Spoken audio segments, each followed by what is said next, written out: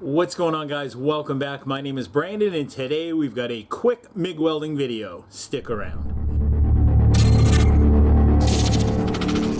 So this is what we're going to be working on today, guys. As you can see, I've got my generator set back here. This is going to be the power source for my welders, and I've got a lot of comments on about whether or not this would be sufficient to run a welder. What I'm looking to do is run my Fronius Transsteel 2200 off this. Some of the things that I've learned through our discussions that we have, which I think are awesome, is that a generator doesn't put out necessarily clean power. So anything that puts out less than 6% THD, which is I think total harmonic distortion, anything less than that is considered clean power, and this puts out under 5 THD. So this would be relatively clean power, which is within the acceptance of running my Fronius machine. So what I'm looking to do, guys, is keep this generator so it's not sliding all around and flying all around, and I don't want to just like set it up against this track and you know, scratch two surfaces together. So I got a couple ideas. My thoughts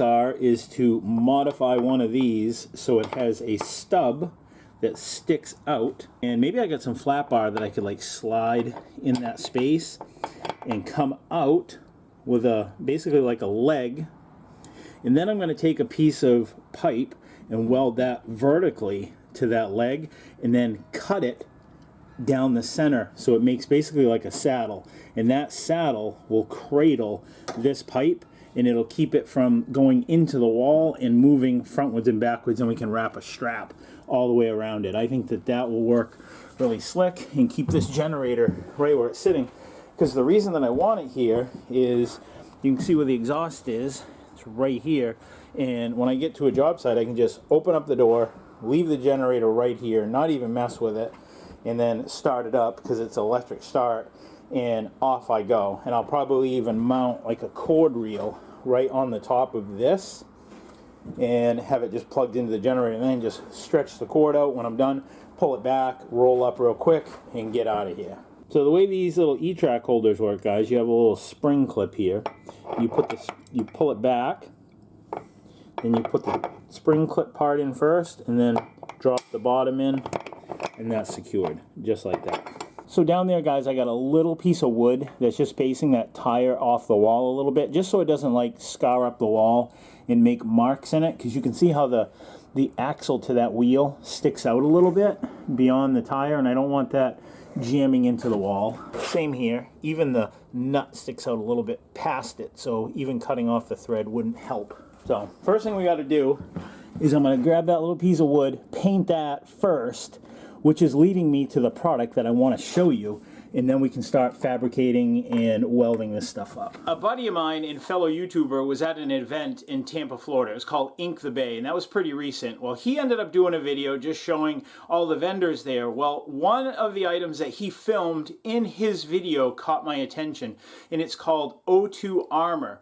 What these are is basically you use these in replace of a respirator. Now, this is a sample pack because they come in different sizes, but I pulled up their website so you guys could check it out. So here's a 10-pack of these for $10.99. They have a 3-pack for like $4.99 in different sizes. And just to give you an idea of the stuff, so it's got 3M filter technology, barely visible, captures up to 99% of allergens, pollution, germs, viruses, gun smoke, range dust, airborne sawdust. And this is what they look like, guys. This is a sample pack. It's got small, medium, obviously large, extra large. That way you can figure out what size works best for you. It says dust, pollen, mold spores, pet dander, smoke, and pathogens. Effective filtration exceeds 90% at such and such, 60 at 2.5. To do it, wash your hands and then insert them. You can use them for up to 12 hours. I've done some research on these guys, and they're pretty impressive.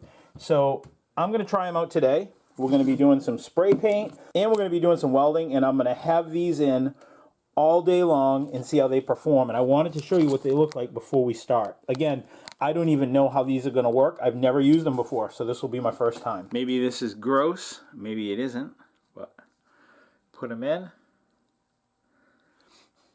Ha!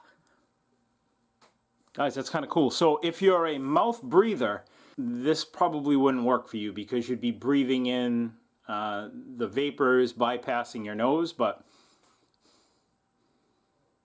Ha! These are kind of cool, guys, and they're not really in the way. So the good part about this, a lot of times I end up going without my PPE, especially filming a video for you guys, because when I have a mask on, sometimes I pull it off so I can talk to you guys, and then I forget to put it back on. So now I'm out here welding without a mask on because I'm doing so many things trying to remember. No different than your safety glasses. You know, you take your safety glasses off for a second, go do a quick grind, and then you forgot to put them back on.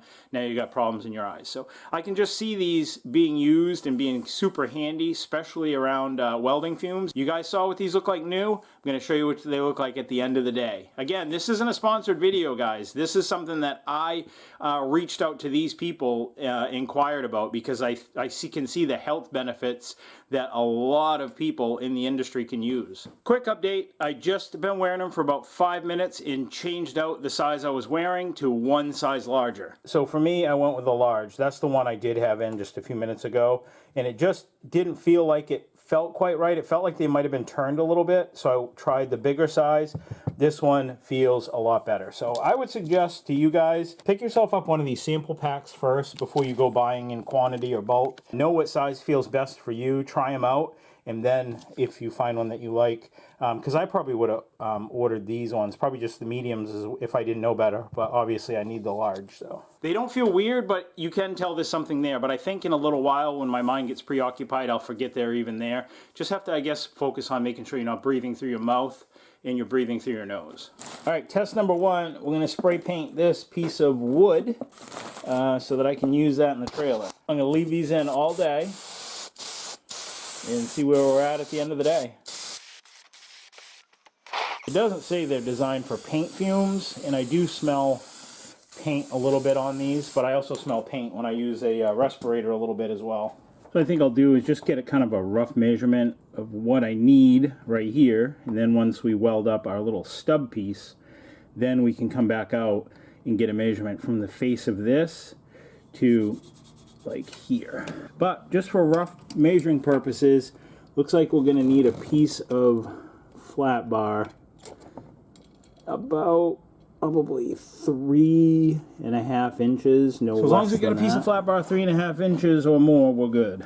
Found a scrap piece of 1/4 inch flat bar by 1 inch wide, and that'll just kind of sit in like that. And I got a little piece of track that we can just kind of make sure that we do everything right and slide it in and out.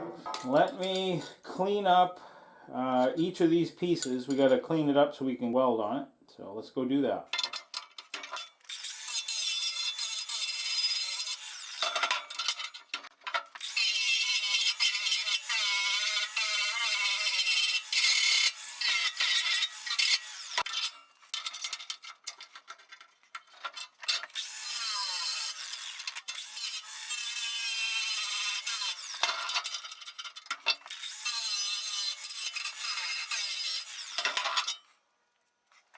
And that'll sit in something just like that, guys.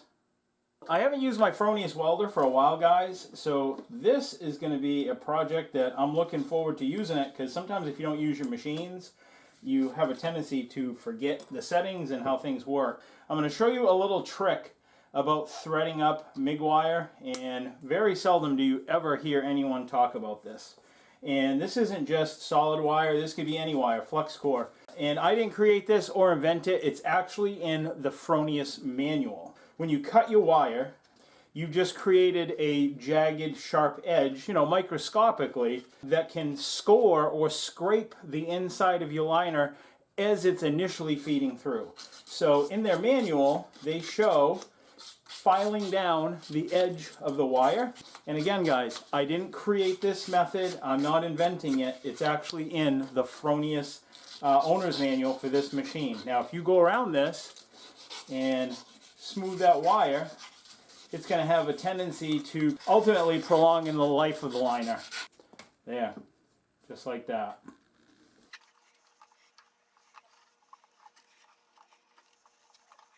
Kind of excited, guys. I haven't used this machine in months. So we'll snap it on. Hopefully we don't get any error codes because it hasn't been used in so long. There we go. So we're set up for steel wire. Let's go to 125 because that'll be the thinner of the material, which is going to be on the bracket. We're in synergic mode. Wire size 30 thousandths. Argon 15 to 25% CO2. So we're good there. So it's ready to go. We just got to feed it up in. And to feed it, we just hit the jog button. This is one of the few machines that you don't have to take the nozzle or the contact tip or anything off on the other end. This machine will feed everything right out through the nozzle. Now you'll see it increase in speed. Now I've got it showing you the nozzle over there. And watch, it'll just come right out the contact tip. And there it is. Pretty impressive, huh, guys? And one of the things I really love about this machine, guys, is that it just sits here just minding its own business, not making any noise whatsoever. And I love that. There's nothing worse than the sound of a machine just running and running and running when it's sitting there doing nothing. Running right about 15 CFH. It's a little sloppy in there. I think maybe to try to give it a little bit better fit, we'll squeeze this down with some water pump pliers. May or it may not help, I don't know. Help a little. Maybe give her a little hit with a hammer.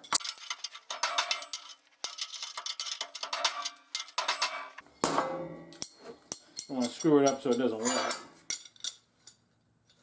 Yeah, it's a little better. I mean, it's not perfect, but alright, let's get this thing fixtured up here so we're not trying to balance everything all at once and have everything just kind of floating all around.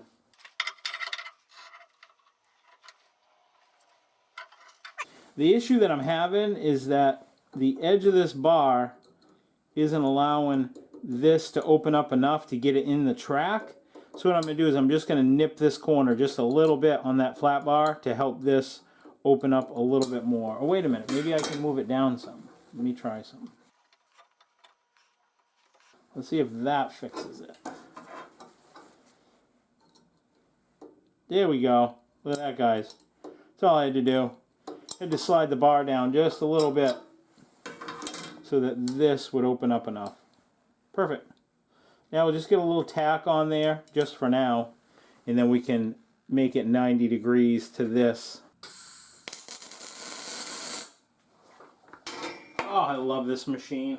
It does such a nice smooth arc.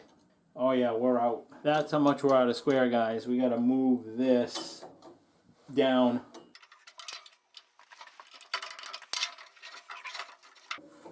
Change this around a little bit. Always got to ride the struggle bus a little bit, just as new projects start out, you know. Well, that's what I like to call it anyways, riding the struggle bus. Ooh, that's just about it, guys. A little bit more.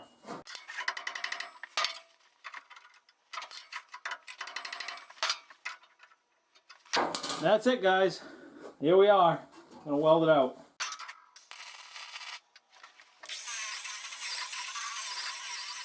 Before I go welding the other side, let's make sure that this will at least fit in the track. Here we go. Look at that, guys. Perfect.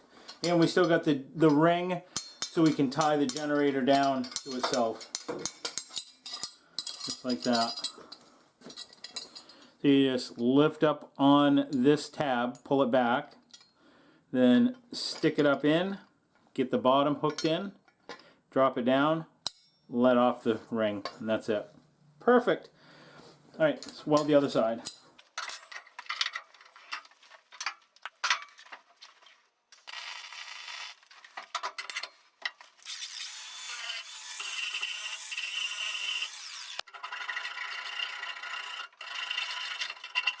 Look how nice of a job, guys, that welder does as far as like laying it down. Then we'll paint this up, make it look real nice. But we got to get this now to length from here out to the generator. And I'm still wearing these, guys. I completely forgot all about I had them in.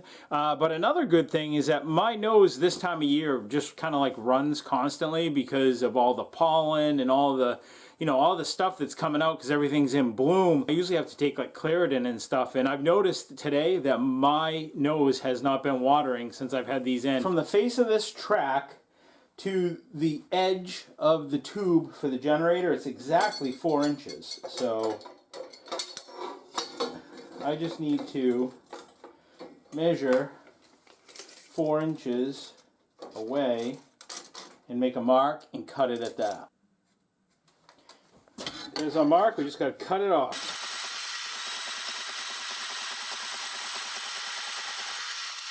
I looked at my scrap pile and I wasn't able to find any round pipe that I was looking for, but I did find this. I remembered seeing outside that someone had driven this in the ground. It looked like it separated my property from my neighbor's, so I pulled this out, yanked this out of the ground, and figured nobody needed it. And I also gained a little more property in the process. So worked out pretty good for everyone, except for my neighbor, I guess. This is the outside of the generator tubing in diameter. So I've got a piece of round pipe, and that will work perfectly for cutting basically a half moon out of that. So you can see how that's going to work. So I don't even know what size pipe this is. Maybe 2 inch.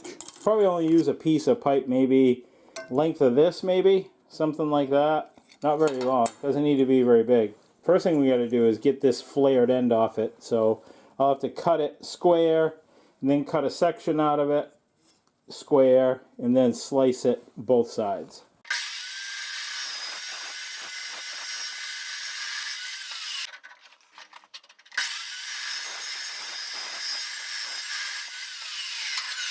Now we got a little piece cut, and I'm going to take my jig. I use this to clamp down round stock. All this is a piece of angle iron that I've cut to length. Might even be an old bed frame, with a piece of flat bar that I've welded on top of it, and you can just use that to clamp down odd shaped objects. We need to take this and now chop it down in half, or thereof, or close to half. So now I just take this little piece of wood and trace a line across this and do the same thing on the other side. And we'll take it off. And then we've got a nice lined up piece. Pretty slick, huh guys? You really won't be able to see this cut, guys, but again, neither will I.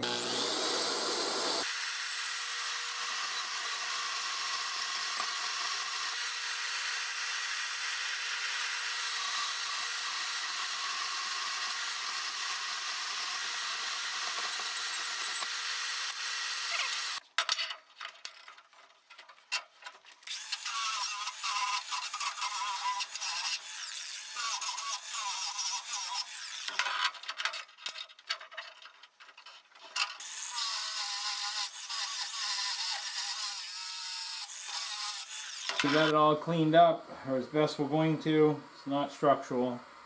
And lay it on you.